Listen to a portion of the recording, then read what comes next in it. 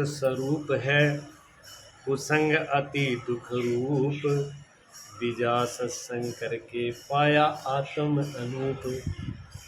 ये तो महापुरुषों की वाणी है, लिख दिया उन्होंने, अपना जान करके लिखा, जो देखा, अपने में अनुभव किया, प्रैक्टिकल किया, उन चीज़ों को उन्होंने लिखा। शास्त्र में जब कोई बात लिखी जाती है तो पूरी निर्णय करके लिख जाती है, तीर में तुक्का नहीं होता।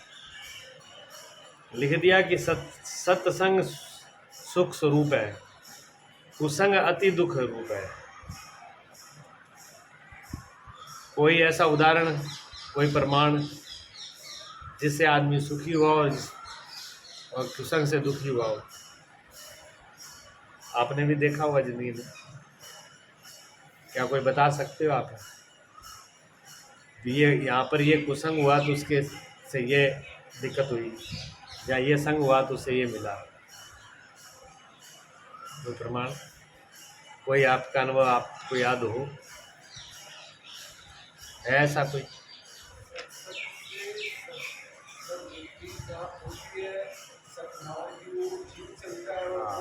जैसे शराब पीने वाले के साथ हो जाओ तो शराब पीना चालू कर दो, चोरी करने वाले के साथ हो जाओ चोरी करना चालू, मतलब जैसा संग करेंगे जैसा संग करना वैसा है, होगा, उसका प्रभाव आना शुरू हो जाता है। ठीक है ना? जब हम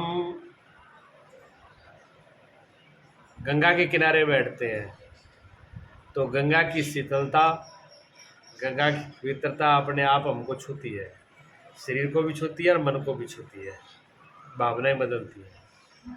और जब हम किसी अग्नि के पास बैठते हैं तो उसका आँच, उसकी गर्मी भी हमको छूती है। आँच से जो पीड़ा होती है, दुख होता है, वो भी हमको महसूस होता है।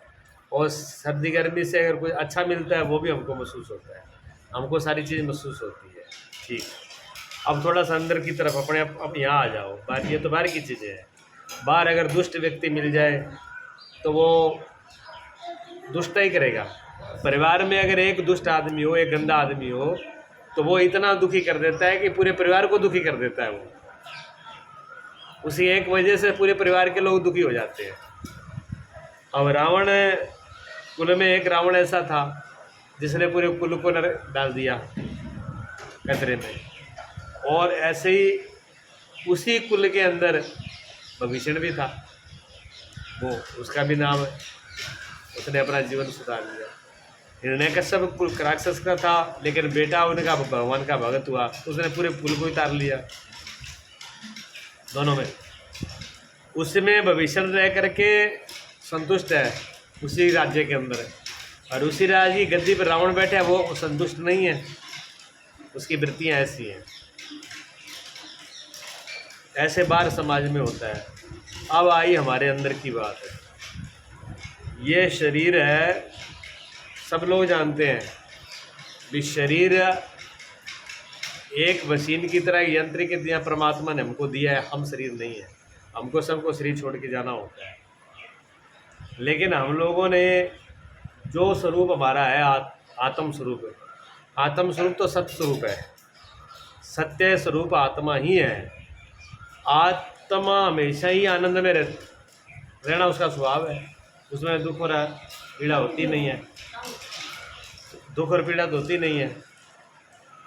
लेकिन आत्मा दुखी और पीड़ित है किसके संग से? शरीर के संग से। शरीर का संग किया, शरीर में आए, शरीर का संग किया। शरीर में क्या है कि सुख है, शरीर में दुख है, शरीर में जन्मना है, शरीर में मरना है, शरीर में आदि है, व्याधि है, शरीर में मान अपमान है, शरीर के अंदर ऊंचा और नीचा है, शरीर में गरीब मेरी शरीर की है, उसके साथ मान्यता है, शरीर के साथ मन जुड़ गया। तो सारा शरीर, शरीर और मन का, अगर शरीर हट जाए, बीच में से अगर शरीर हट जाए तो क्या किसी चीज़ का प्रभाव हमारे ऊपर रहेगा? ना यहाँ की अमीरी का प्रभाव रहेगा, ना गरीबी का प्रभाव रहेगा, ना यहाँ सर्दी का रहेगा, ना यहाँ की गर्मी का रहेगा, ना अच्छाई का, ना बुराई का, ना किसी जाति का, ना धर्म, अब किसी चीज़ का प्रभाव हमारे ऊपर नहीं है। सारे के सारे प्रभाव हमारे शरीर को लेकर के है। जब शरीर ऐसा है, शरीर को मैं मान लिया तो ये सब है। अगर शरीर नहीं होता, शरीर का संग छूट जाए तो किसी चीज़ का प्रभाव हमारे ऊपर नहीं है। हमारा स्वरूप आनंद स्वरूप है, हम आनंद में रहने वाले हैं, हम सदा सुखी रहने वाले हैं। इसलिए महापुरुषों ने लिखा सत्संग सुख स्वरूप है। स्वरूप मेरे अपने आप का ही रूप है।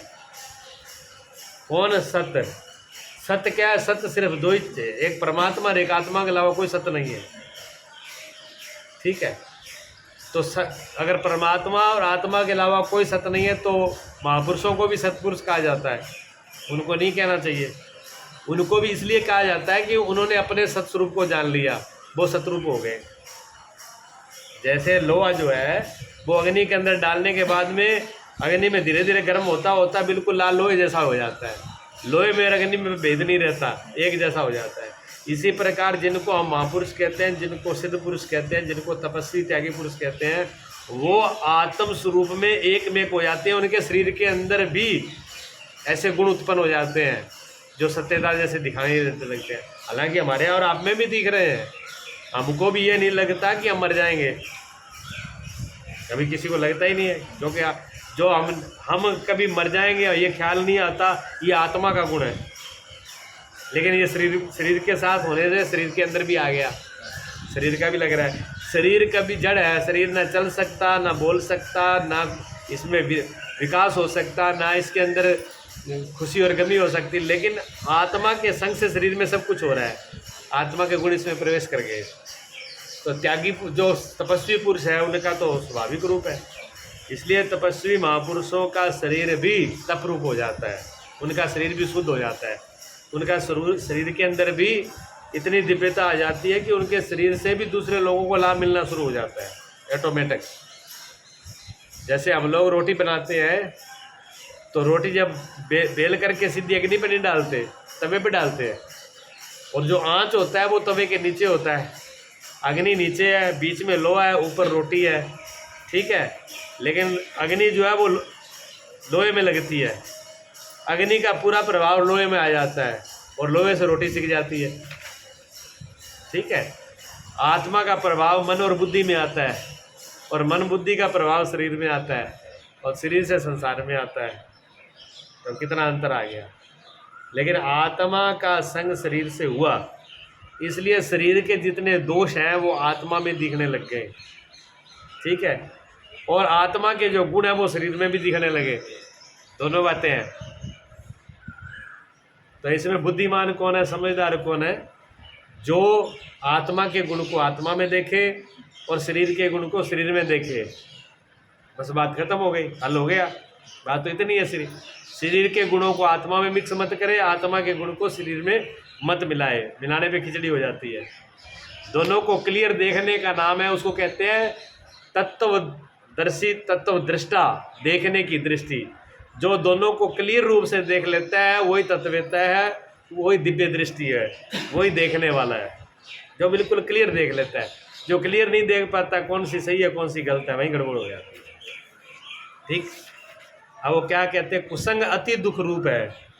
जब शरीर का संग कर लिया तो दुख उठाना शुरू कर दिया। जन्म से लेके मौत तक किसी ने गाली दे दी तो दुख उठाया, मेरे को इसने गाली दे दी।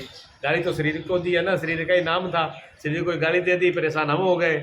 थोड़ी सी तकलीफ शरीर में आ गई तो हम परेशान हो गए। थोड़ी सी किसी ने बड़ाई कर दी तो हम खुश हो गए। थोड़ा सा कुछ अच्छा हो गया तो उसमें प्रफुल्लता हो गई। शरीर में कमजोरी मालूम लगी तो अपने में कमजोरी मान ली। नहीं, हमारे शरीर की कोई भी गुण हमारे अंदर नहीं है। हम अपने आप में परिपूर्ण हैं। लेकिन कुसंग यही हुआ कि हमने शरीर का संग कर लिया, ये हमने कुसंगता की है। तो शरीर का संग छोड़ देना, ये कुसंग से हट जाना है। अपने आत्म का स्वरूप का ही संग करना, ये सत्संग है, ये सत्य का संग है। सत्संग करके पाया आत्म अनूप, जो अद्भुत रूप है, दिव्य रूप है, सुंदर रूप है, जिसकी कोई वर्णन नहीं कर सकते। ऐसा आत्म रूप जो है वो सत्संग से मिलता है, उसी के वही सत्य है। साधो भाई, कबीर साहब जब बोलते हैं महापुरुष तो वो कहते हैं साधो भाई। वो आम जनता के लिए नहीं बोलते, आम आदमी के लिए नहीं बोलते। सिर्फ साधु के लिए बोलते हैं। साधु वो है जिसने अपने आप को साधना शुरू कर दिया, अपने आप को कंट्रोल करना शुरू कर दिया, जो साधने लगा, जहाँ जो साधना में लग गया, भजन ध्यान में लग गया, ये उसके लिए है। धर्म के रास्ते पर चलने वालों के लिए बोला जाता है। समझ जाओ, जो व्यक्ति स्कूल में नहीं जा रहा, स्कूल में दाखिला नहीं है, पढ़ाई से कोई लेना देना नहीं है, उसका टीचर से कोई लेना देना नहीं है, ना टीचर का उस विद्यार्थी से लेना देना ही है। टीचर का संबंध उसी विद्यार्थी से है जिसका दाखिला हुआ है। जो सत्य धर्म के रास्ते पर चलता है उसी का संतों के साथ वास्ता है। संत उसी को बोलते हैं, दूसरे से कोई मतलब नहीं रखते। इसलिए कबीर साहब कहते हैं मेरे भाई वो है जो साधु है, जो इस रास्ते पर चलते हैं वो मेरे भाई है। वो अपने भाई को संबोधित कर रहे हैं कि आप मेरे भाई हो, संसार से मुझे कोई लेना देना नहीं है। अपने सत्संग सदा सुख राशि, सुख का भंडार है, इसलिए वो कहते हैं भाई आप मेरे भाई हो, इसलिए मैं आपको ये बात कह रहा हूँ, आप गलत रास्ते को त्याग दो और सच्चे रास्ते को बना लो, यानी कुसंग छोड़ करके सत्संग में आ जाओ, यानी शरीर का संग छोड़ करके आत्मा का संग कर लो। ये तो यहाँ की बात है। रोयावाद की बात बताऊँ आपको मैं। शायद मुकेश को आपने देखा होगा अपने केस आश्रम में, तो वो यादव परिवार से मुकेश दिल्ली से अभी कब आता है लड़का, आपने भी नहीं देखा होगा। अभी वो दिल्ली काम करने लग गया, पहले वो वहीं रहता था तो शाम को दिल्ली आता था। आश्रम से आने से पहले क्या है कि वो आश्रम में आता नहीं था, तो उसकी आदत थी उसको दारू पीने की, शराब पीने की। तो शराब पीने की आदत थी और उसमें कोई ऐब नहीं था, मतलब इज्जत का अच्छा था, व्यवहार का अच्छा था, लेकिन शराब पीने की आदत थी। तो शराब उनको कौन पिलाते थे? जो रात को डकैती करते थे वो लड़के उसको शराब पिलाते थे, और वो उनके पास बैठता। जलेसर रोड पे उसका मकान था, और जलेसर रोड पे 3 गैंग थी लूटने वाली, रात को लूट होती थी। जहाँ जिस आश्रम में अपना आश्रम है उसी में। तब योगी का राज नहीं था, योगी की बात तो सारी गैंगें खत्म हो गई, योगी से पहले की बात है ये। हाँ जी, योगी जी से पहले वो ये थी, तो वहाँ जलेसर रोड पे लूट होती थी। तो वो दूसरी बिरादरी के थे लड़के, मतलब छोटी बिरादरी के होंगे या वैसी बिरादरी हुए, भगवान जाने। उनको ये था कि यादवों का लड़का है और यादवों की सरकार है, तो बचे रहेंगे, फंसेंगे नहीं। तो इस लालच में वो उसको पिलाते थे, और उसको पीढ़ियों को मिल जाती थी, कोई लेना देना नहीं था, तो वो उनके पास बैठ के पी लेता था। लेकिन उन्होंने क्या लूट करी, क्या लिया है, कोई उससे कोई लेना देना नहीं, पैसे से ना वो किसी को लूटता था, बस इतनी आदत थी। अब क्या हुआ, धीरे धीरे मतलब जब सकंजा कसने लगा तो पीछे कप्तान का, एसएसपी का जो है ऑर्डर हो गया कि जितने भी है इनको गिरफ्तार किया जाए। अब उनके पीछे सीआईडी लग गई, तो उसी थाने के अंदर एक यादव लड़का था, वो पुलिस में था, यादव लड़का पुलिस में था। और ये मुकेश जो है पी करके पूरा, इसके पैर लड़खड़ा रहे, इतना पी हुआ था कि पैर धरती पे ना लगे, इतना पी के आ रहा था और पूरे अपने आप को साध के चल रहा था। पीछे से पुलिस वाले ने उसने कहा रुको भैया मुकेश, उसने कहा कि सुबह बात करना, अब मेरे से बात मत कर। उसने कहा मुझे 1 मिनट बस, मैं कुछ नहीं कहूँ, सिर्फ 1 मिनट मुझे चाहिए, 1 मिनट तुम यहीं खड़े हो जाओ, मेरी 1 मिनट बात सुन लो बस, मेरे पास टाइम नहीं है ज़्यादा। तो वो ऐसे खड़ा होगा, उसने कहा बोल क्या कह रहा है। उसने कहा सुन, मैं वर्दी पहने हूँ, तू ये मत सोचना कि तेरे से पुलिस वाला बोल रहा है, पुलिस वाला तेरे से नहीं बोल रहा, तू यादव है, मैं यादव हूँ, तू मेरा भाई है, मैं तेरे को भाई के नाते से कह रहा हूँ, बड़े भाई के नाते से बोल रहा हूँ।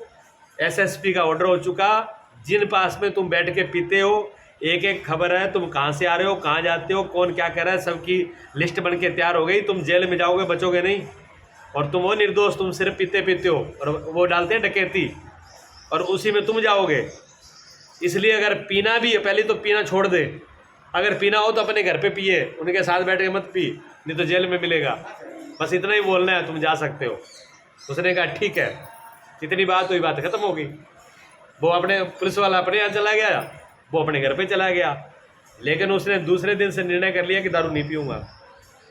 गया नहीं, वो 7 दिन तक वो दारू वाले के पास नहीं गया, घर पे ही रहा।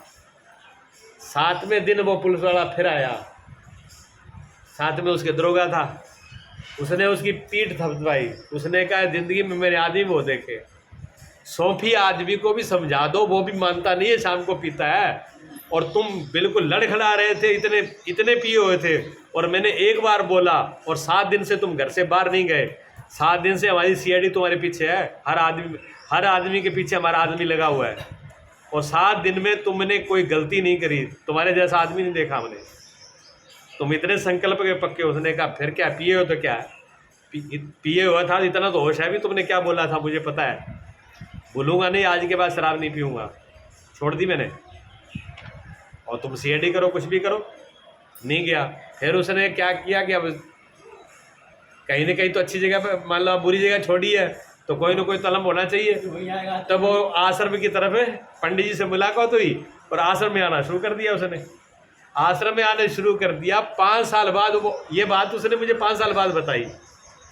5 साल कहते, 5 साल आश्रम में आना बड़ा और है। अब कहता गुरुजी 5 साल से कि अब मैं बड़ी चैन की नींद सो रहा हूँ।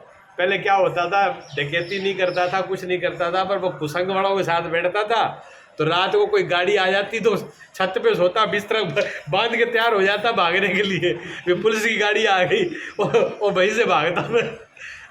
और अब पुलिस वाले पास में खड़े रहे, मुझे कोई मतलब ही नहीं है, और पुलिस वालों को पता लग गया भी इसका रास्ता ही बदल गया। देखो कितना फर्क है, कुसंका और शंका कितना अंतर है। वो लड़का भी आता है, अभी भी आता है, काम कभी मिलाऊंगा आपको, बहुत दलेर लड़का है, ऐसा नहीं, बहुत दिलेर भी है, तो ईमानदार भी है, तो बहुत दिलेर भी है। पर एक बारी में उसने अपना जीवन बदल दिया। तो क्या बोला था उसने, एक शब्द बोला, तू मेरा भाई है, आ जाइए, भाई के नाते से बोल रहा हूँ, ये रास्ता बदल दो, कुसंग छोड़ दो, सत्संग कर लो। कबीर साहब कह रहे हैं साधव भाई, कबीर साहब कहते हैं आप मेरे भाई हो, इसलिए बात बोल रहा हूँ, आप कुसंग छोड़ के सत्संग में आ जाओ, यानी सत्य का संग करो, आत्मा का संग करो, शरीर का अहम छोड़ दो। ये भाई के नाते से बता रहे हैं। बताओ, एक शराब के नशे में था, उसने भी कुसंग छोड़ दिया, और हम कितना छोड़ेंगे? ठीक है ना। देखो हिम्मत होना चाहिए, इतना संकल्प होना चाहिए, बेहोशी के अंदर भी संकल्प किया, वो भी मैं दोहरा रहा हूँ। उसकी बात, उसकी घटना सच्ची घटना है, मैंने उसको दोहराने का मतलब मेरा एक ही है कि संकल्प इतना मजबूत होना चाहिए। हम लोग शराब के नशे में नहीं है, हम इतने अज्ञान में नहीं है, इतना तो हमको होश है, फिर भी हम संकल्प को क्यों नहीं मजबूत कर पाते? ये हमारी कमजोरी है। हमारा संकल्प विदृढ़ होना चाहिए। हम सत्य में रुकेंगे तो सत्य में ही रुकेंगे हर हाल पे, और सत्य में रुकने के बाद में कोई कमजोरी आ नहीं सकती, किसी प्रकार का भय नहीं होगा, चिंता नहीं होगी, कमजोरी नहीं होगी। एक और है, ये शरीर और बढ़िया काम करेगा। जब इसके आप ड्राइवर हो जाओगे, जब इसके आप गुलाम नहीं रहोगे, तो ये और ज़्यादा काम करेगा आपका। अगर इसी की गुलामी में लग गए, इसी की सेवा में लग गए, तो फिर ये आपको और परेशान कर देगा। मैंने गुरुजी को देखा है यहाँ पे, गुरुजी को बीमारी होती, डॉक्टर को बुलाने नहीं देते थे। एक रात गुरुजी को दर्द हुआ, 100 साल की उम्र, आप हिसाब लगाओ 100 साल की उम्र कितनी होती है।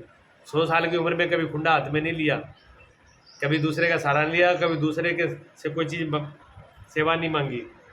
आपको सबको पता है, यहाँ से 3.5 किलो का लीटर कमंडल रखते थे, उसी नल से भरते थे। यहाँ से उठा, सुबह भर के रख लिया, मेरे बाद पूरे दिन पीते रहते, शाम को ख़त्म हो गया तो फिर भर के रख लिया, फिर पीते रहे, किसी से पानी गिलास मांगा ही नहीं।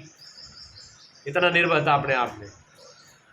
और इतनी उम्र के अंदर रात को परेशानी हुई, यहीं हम लेटे थे, गर्मी का टाइम था, और भयंकर दर्द हुआ, हमसे देखा नहीं जाए इतना दर्द, लेकिन तब भी किसी को नहीं बुलाना, डॉक्टर को भी किसी को नहीं बुलाना, रात को कोई परेशान नहीं करना किसी को।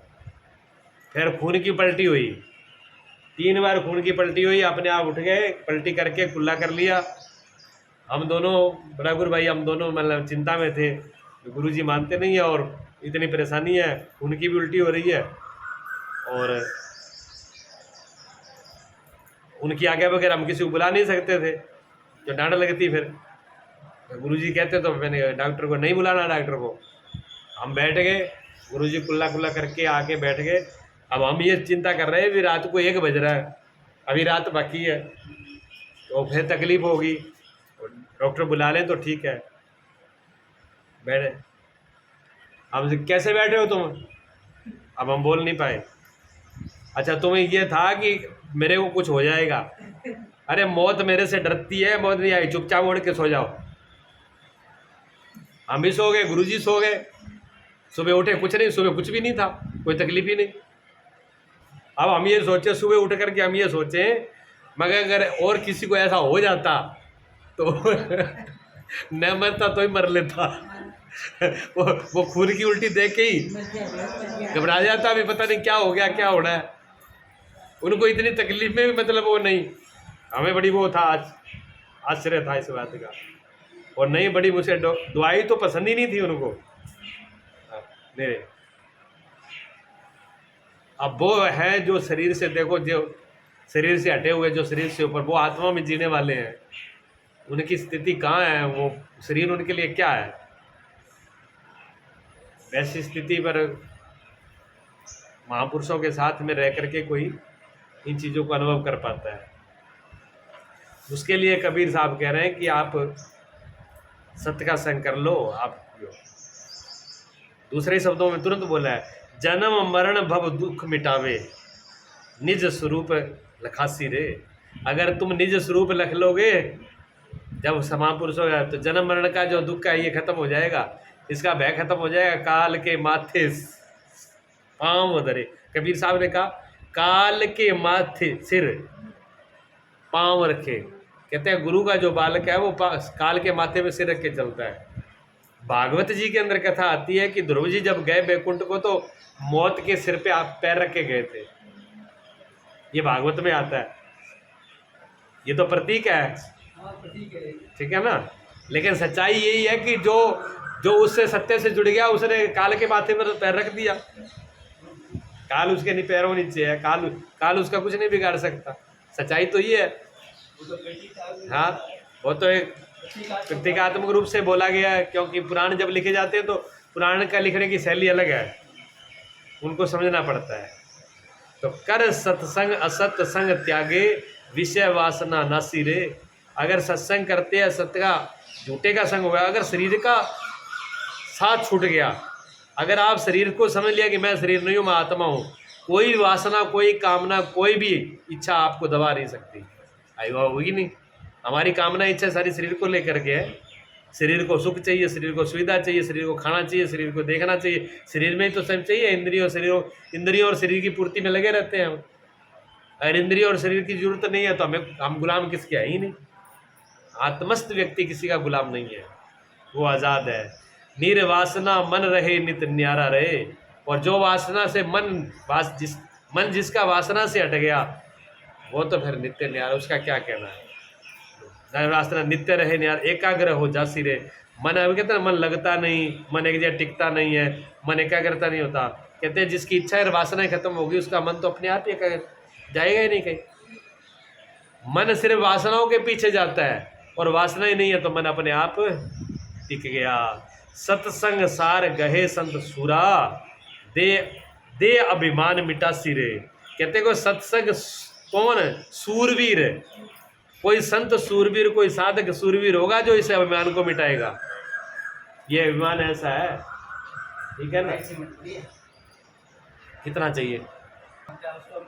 जी नहीं लगता है, तो मतलब ये है कि हम मन के हम देखें कि हाँ हित किस में है, लाभ किस में। मन की बात को मानने में लाभ है कि हम हमारा कल्याण। हाँ, इस तो मन भागता रहे, मन कुछ भी करता रहे, इसको विवेक बोलते हैं। लेकिन हम जो है अपने हित देखें, उसी मार्ग पर चलें। हाँ, आप जिस बात को बोल रहे हो, हित को देखना, यानी सत्य सच्चाई को देखना, ठीक है, ये विवेक का काम है। ये बात, इसका निर्णय विवेक करेगा, मतलब विचार शुद्ध है। विवेक जब उत्पन्न होता है तो निर्णय कर लेता है क्या सही है क्या गलत है, ठीक है। मेरे सामने रसगुल्ला है, रसगुल्ला मेरे सामने है, रसगुल्ला मुझे प्रिय भी है, मुझे अच्छा लगता है। रसगुल्ला मुझे बहुत प्रिय है, बहुत अच्छा लगता है। लेकिन मुझे ये मालूम पड़ गया कि रसगुल्ले के अंदर विष मिलाया हुआ है। जब मुझे सिर्फ इतना ही ज्ञान हो जाए कि इसके अंदर भी जहर मिलाया हुआ है, विष मिलाया हुआ है, चाहे फिर वो मुझे कितना ही प्रिय क्यों ना हो, क्या मैं खाऊंगा उसको? नहीं खाएंगे हम। विषय कितने भी प्रिय क्यों नहीं लग रहे हो हमें, मन कितना भी लुभावित हो, अगर विवेक जागृत हो गया, जब विवेक ने समझ लिया कि विषय कितना भी अच्छा लग रहा हो लेकिन ये तो विष है, ये जहर है। विष सम विषय तज तात रे, बोले भोले बाबा की वाणी है अष्टावक्र गीता से। हो जा अजर हो जा अमर, जो तू चाहत है, अमृत चाहत है तो विष सम विषय तज तात रे। अगर तुम अमृत की लालसा है तुझे, तो इन विषयों को, विष समझ जहर है, तुझे समझ में आ जाना चाहिए कि जहर है, ये विषय नहीं है। जो भोग दिख रहे हैं ये जहर है, और जिसको जहर दिख गया वो छूट ही जाएगा, वो उसमें किसी प्रकार ही नहीं खा पाएगा। दोगे तो भी नहीं खा पाएगा। क्या मालूम है कि इसको खाने के बाद मैं मरूंगा, फिर क्यों खाएगा वो। जहाँ शुगर का मरीज है, शुगर के वैसे मीठा सबको प्रिय है, लेकिन शुगर के मरीज के लिए, शुगर के मरीज को खा लो, वो नहीं खाएगा, तो मालूम मैं खाऊंगा तो मरूंगा ऐसे, तो उसको त्याग देगा। सत्संग सार गए सतसुरा, ये सत्संग का सार शूरवीरों का काम है, हिम्मतवरों का काम है। नहीं तो विषय जो है उसको परास्त कर देते हैं। दे अभिमान बार बार घेर लेता है। दे अभिमान मिटासी रे, जीवन मुक्त बिचरे जगमाई। कोई सूरवीर होगा जिसने दे अभिमान से अलग हो गया, वो फिर जीवन मुक्त होकर के गुजरता है, इसी धरती पे रहता है, यहीं रहता है, लेकिन जीवन मुक्त होकर के रहता है, आनंद में रहता है। जल कमल जो रवासी रे, जैसे कमल का फूल जल के ऊपर कीचड़ में रहता है, कीचड़ में पैदा हुआ, कीचड़ में रहा, लेकिन कीचड़ उसको छूता नहीं है।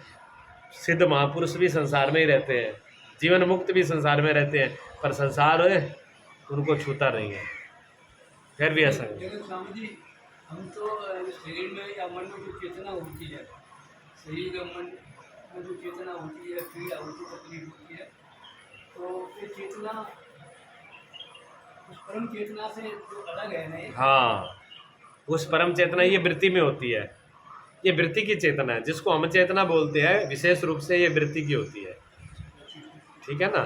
जो वो चेतना है वो सामान्य है, उसमें हलचल है ही नहीं। चिदाभास क्या है? चिदाभासी तो यही है ना, जिसको चिदाभासी तो वृत्ति, और क्या है। चिदाभास कह दो, वृत्ति कह दो, एक ही बात है। चेतना कह दो, चेतना कह दो, वृत्ति कह दो, चिदाभास कह दो, बात तो एक ही है, और क्या है। भाई शीशे के अंदर प्रतिबिंब पड़ रहा है सूर्यों का, ये शीशा रखा है, शीशा रखा है, ऊपर सूर्य है, सूर्यों का प्रतिबिंब शीशे में पड़ रहा है। अब उस प्रतिबिंब को आप चिदाभास कहो, उसको आप जीव कहो, उसको आप वृत्ति कहो, उसको आप चेतना कहो, कुछ भी कहो, वो कोई सत्य थोड़ी है ना। सत्य तो वो सूर्य है, सूर्यों में कोई दोष नहीं है, चिदाभास में सभी दोष है। स्वामी जो निकलता है शरीर से, वो क्या चीज़ है? निकलना बढ़ना तो चिदाभास का काम है, सूर्यों का थोड़ी है ना।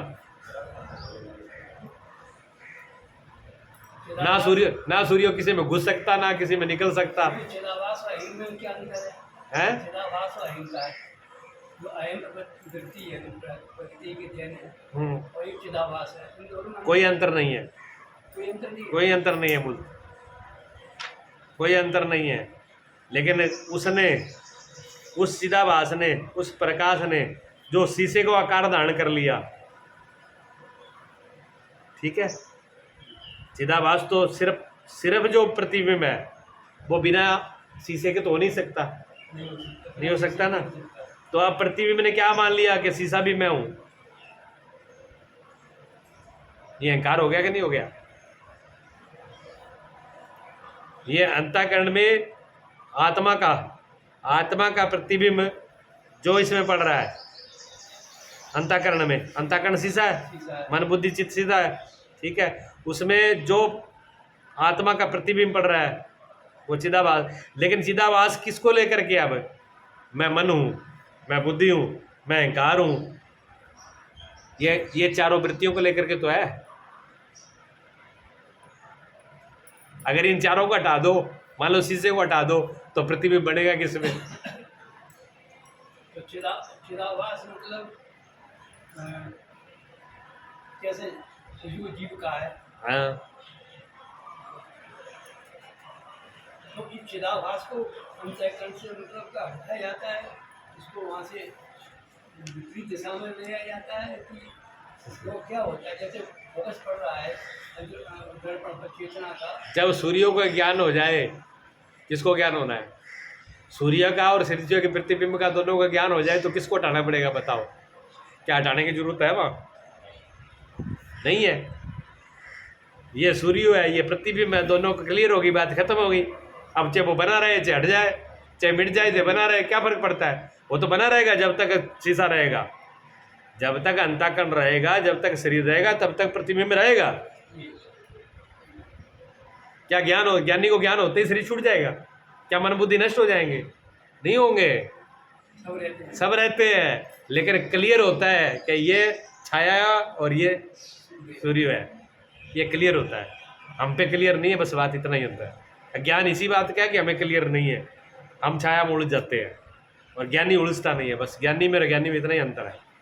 तो मृत्यु के बाद यही ज्ञान निकलता है, मृत्यु के बाद, इस सूक्ष्म शरीर में मृत्यु के बाद में ज्ञानी का तो कुछ नहीं निकलता, अज्ञानी का निकलता है। चिदाभास ही निकलता है। हाँ हाँ, ज्ञानी तो परिपूर्ण हो चुका।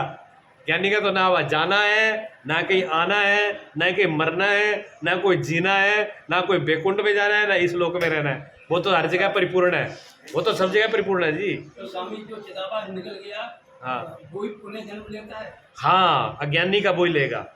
अज्ञानी ये प्रशांत बात जो कहते हैं, जो समुद्र की लहर एक बार वो तो बात अलग अलग करते हैं, हाँ, वो तो अपनी अपनी सोच है उनकी, ठीक है ना। लेकिन जब तक शीशा है तो शीशा बदल जाएगा, प्रतिबिंब फिर बदल जाएगा। प्रतिबिंब तो वही रहेगा, शीशा बदल जाएगा। हाँ, शीशा वैसे तो शीशा नहीं बदलता, समस्या तो यही है। हाँ, अगर शीशा हट जाए तो सारी समस्या ही हट जाए, फिर तो प्रतिबिंब नहीं रहेगा। क्योंकि शीशा और प्रतिबिंब, शीशा है तब तो प्रतिबिंब है। वो शीशे से इसीलिए कहते हैं सूक्ष्म शरीर जो है वो 17 तत्वों का है, उसमें 5 प्राण भी हैं, 5 इंद्रियां भी हैं, ठीक है, 10 इंद्रियां 5 प्राण, ठीक है, और मन बुद्धि, उसी के अंदर वो चिदाभास है। वो सब मिलकर के तो है सिस्टम। ये वेदांत है। वेदांत का निर्णय क्लियर है, कोई कुछ भी बोलता हो, लास्ट है। वेदांत मतलब वेदों का अंत सार, ये निचोड़ है वेदांत का। ये तो कहते हैं ना, आत्मा निकल गई, आत्मा तो निकलते हैं ना, आत्मा तो निकलती है। आत्मा कभी निकलती है? आत्मा, जीवात्मा को आत्मा कह देते हैं, चिदाभास। जीव आत्मा, जीव आत्मा कह सकते हैं। आत्मा न निकलती है न बढ़ती है, आत्मा जैसी की तैसी रहती है। ये जीव आत्मा, और जीव आत्मा अज्ञान से, अंतःकरण से पैदा हुई है, ये सत्संग से दूर होती है। जीवन मुक्त विचरे जग माही, जल कमल जो कमल की तरह जीवन मुक्त होता है। सत्संग शाश्वत करे बड़ भागी, निर्भय नाद बजा सिरे। इतना निर्भय हो जाता है, आनंद हो जाता है, फिर वो मस्त हो जाता है, जीवन मुक्त। उसमें फिर आनंद भी है, मस्ती भी है, और आज़ादी भी है, सारी चीज़ें हैं, कभी कुछ रहती नहीं है।